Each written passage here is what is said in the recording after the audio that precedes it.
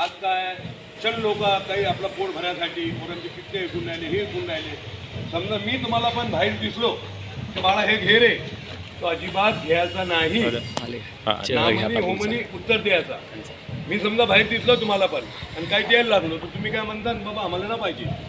काय बोलता, आम्हाला ना पाहिजे.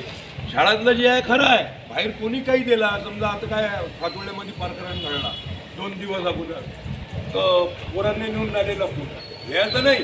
तर आपण शाळांना येताना जाताना सगळं ग्रुप म्हणून जा, एकटं कधू जाऊ नये आणि कोणाचा काही घेऊ नये.